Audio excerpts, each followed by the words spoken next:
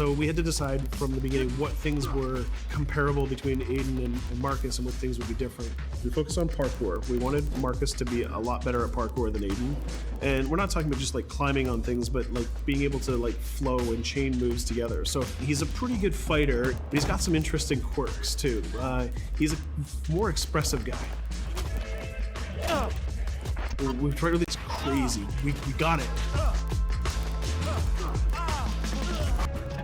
The new idea for hacking in Watch Dogs 2 is to let the player create his own solutions. We're adding a lot more depth to hacking. So you have a lot more control, a lot more flexibility in how you hack the world. So one big category of hacking in Watch Dogs 2 is the entire branch of pushing remote controls to its limit. One of the big things on Watch Dogs is hacking vehicles.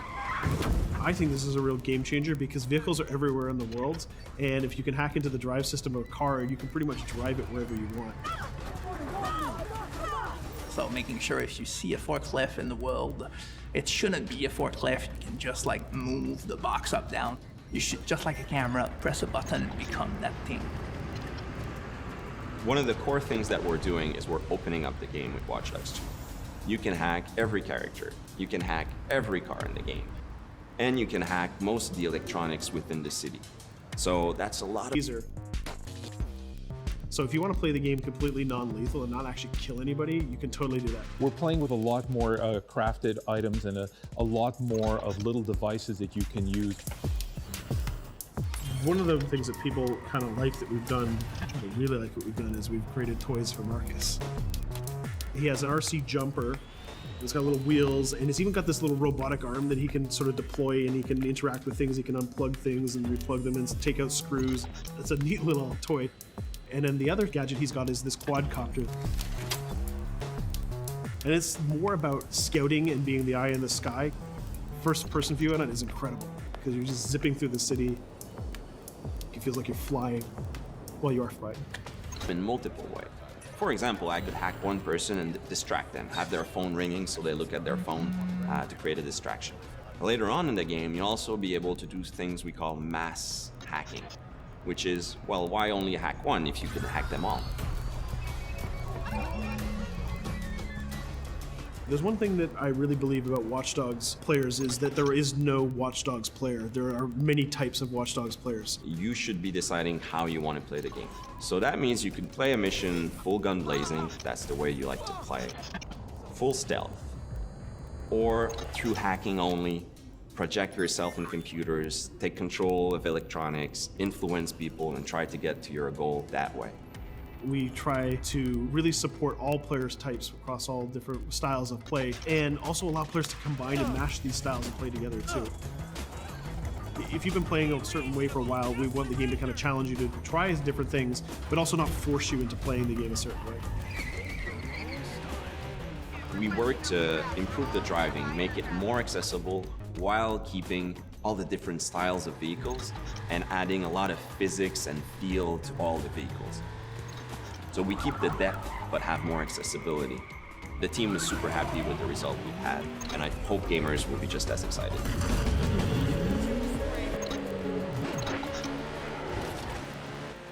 We are very excited by the potential of what we call seamless online. We start doing that in Watch Dogs 1, so we're expanding on that. We cross path with friends in the city.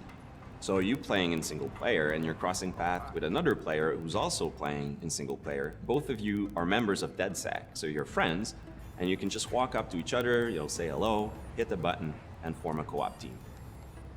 And what we're going to be showing in the next couple of months is an example of how those things work together to create magical gameplay moments.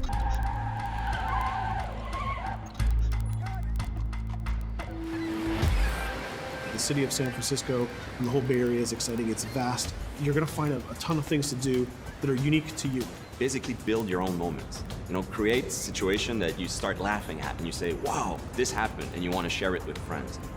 You don't want to just be like a roller coaster or a theme park ride where I go through all the same beats as everybody else. You decide what you want to be spending your time doing.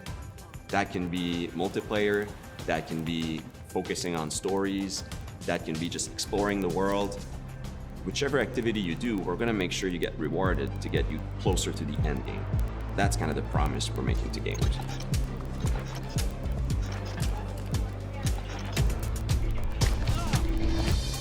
You always know it when something starts to click, it starts to work.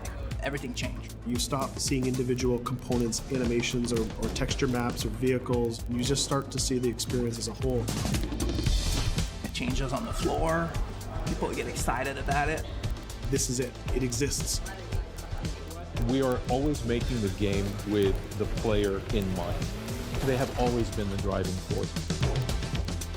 When you come with a sequel that really earns its due, that really does a lot of new things, that has a lot of surprises, it's a great feeling. In the end, there's nothing more